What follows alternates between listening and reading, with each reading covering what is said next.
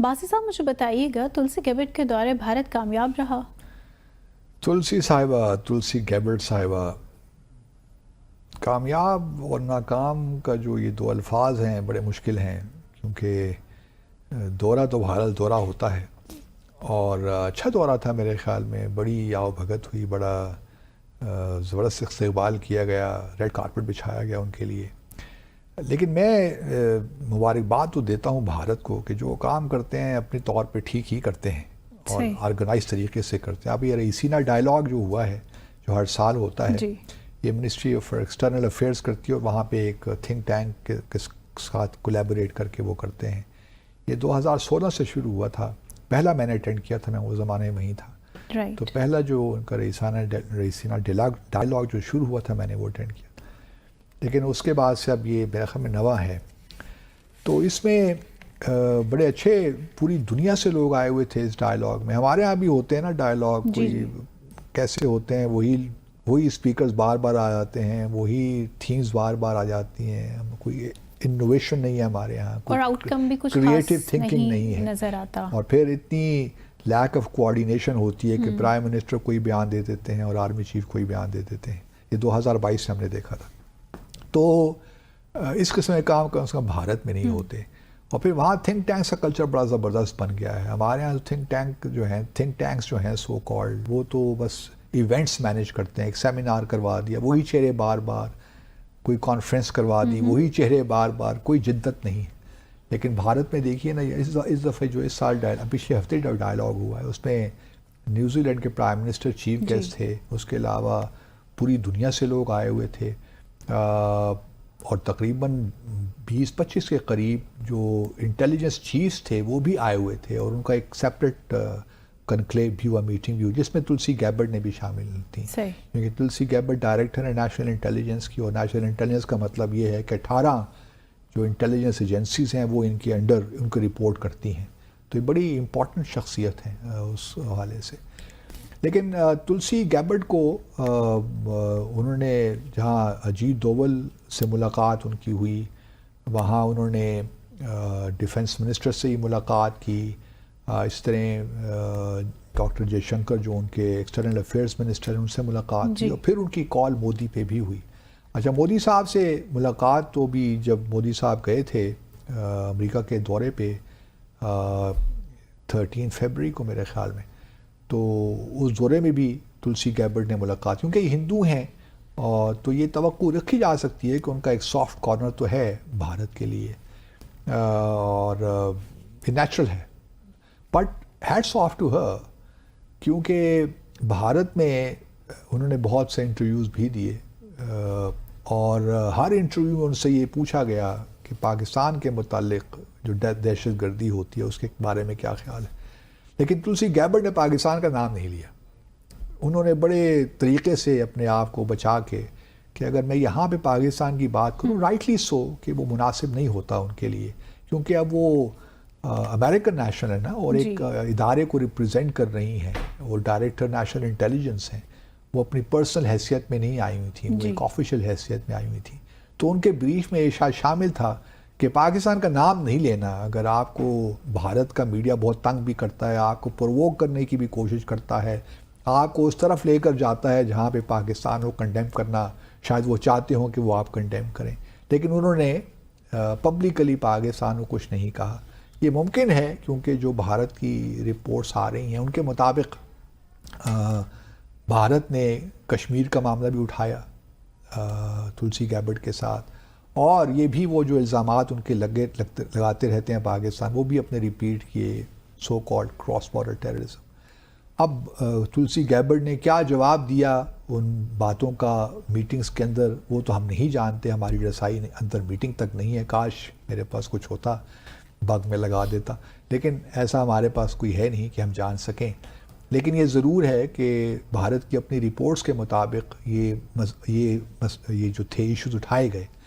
اور لیکن publicly I must appreciate تلسی گیبٹ کہ انہوں نے پاکستان کو کسی طور بھی کرٹیسائز کرنے سے انکار کر دیا، حالانکہ بہت سخت کویسچن بھی ان پہ آئے. لیکن دوسری جانب ایک اور معاملہ ہوا جس سے مجھے تھوڑا بہت افسوس بھی ہے. بھارت دیکھیے وہی کام جو پاکستان کے ساتھ کرتا ہے نا وہ بنگلہ دیش کے ساتھ بھی شروع کر دیا انہوں نے. آپ بنگلہ دیش کے بارے میں بھی بہت سے اینکر پرسن سے جب انٹرویو کیا تلسی گیبرڈ کو تو بنگلہ دیش کے بارے میں سوالات پوچھنا شروع کر دیے کہ بنگلہ دیش کے بارے میں کیا خیال ہے, وہاں دہشت گردی ہو رہی ہے, اسلامک ایکسٹریمزم چل رہا ہے.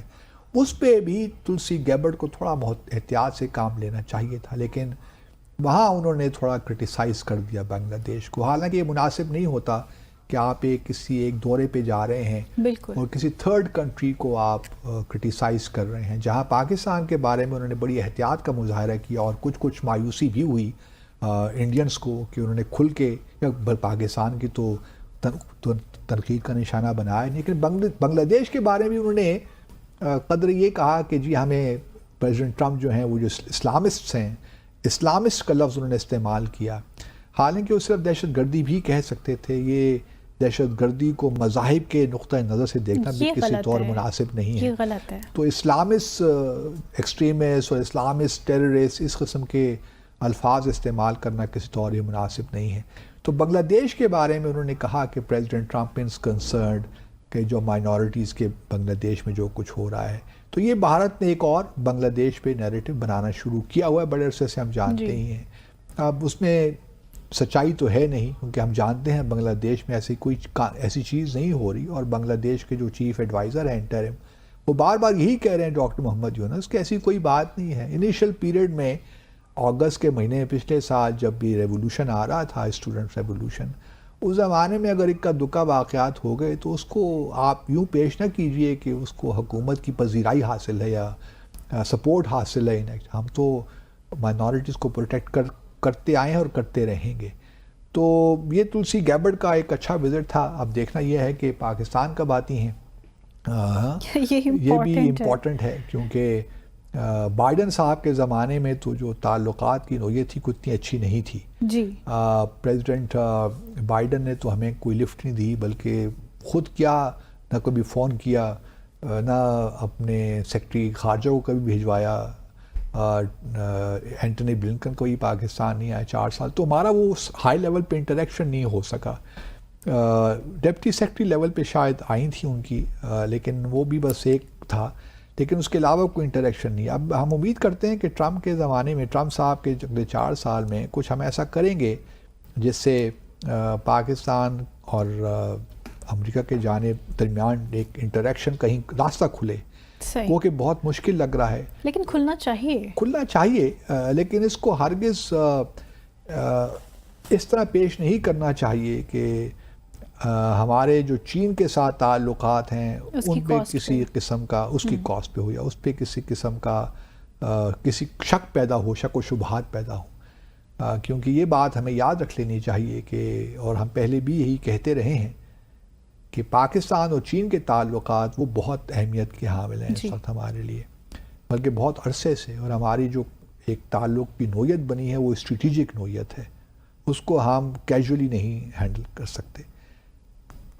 امریکہ کا معاملہ کوئی ڈفرینٹ ہے, ہر وقت نئی انتظامیہ آ جاتی ہے, ان کے خیرات بدل جاتے ہیں, ان کی پالیسیز بدل جاتی ہیں. ایک انتظامیہ کے رہتے ہوئے بھی پالیسیز 360 ڈگری اینگل سے چینج ہوتی رہتی ہیں. You can never predict کہ یہ کون سی ڈائمنشن پہ جا رہے ہیں, کس چیز کو فالو کر رہے ہیں. خاص طور پہ ٹرمپ صاحب کے بارے میں تو کچھ بھی آپ تیقن کے ساتھ نہیں کہہ سکتی.